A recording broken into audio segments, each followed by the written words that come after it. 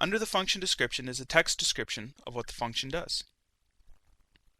In this case, it tells us that the printr function will print information about a variable in a way that is readable to us. We are also given an example below on how to use that function. There is a lot of information on some functions, but beware, as for other functions, there can be very little or no information at all.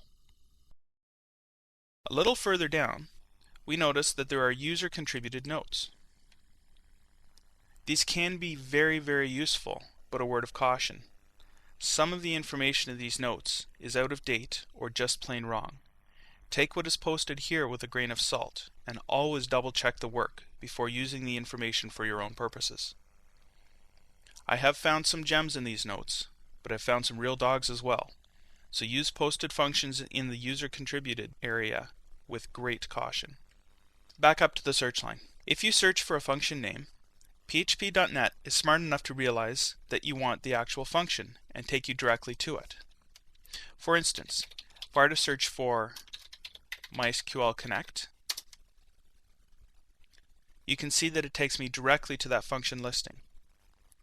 However, if I search just for MySQL, php.net recognizes that this is a chapter in the documentation and will take you directly to that chapter.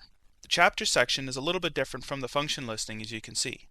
The first part is information about the section, or the introduction. The second part is the requirements in order to make these functions available, in this case the MySQL functions. Directly under that are installation notes and runtime configuration, as well as a plethora of other information.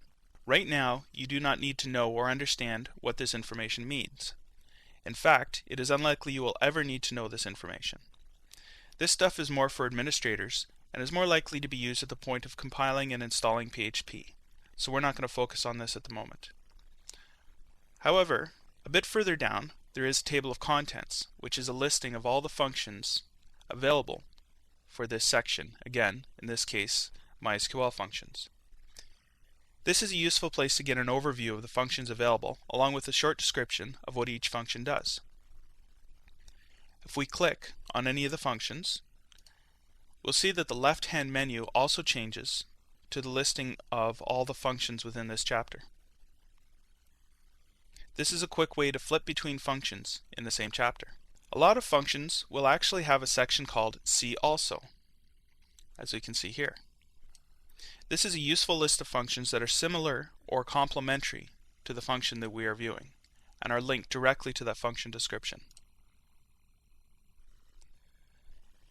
Now let's say we wanted to search for a concept, such as file uploading.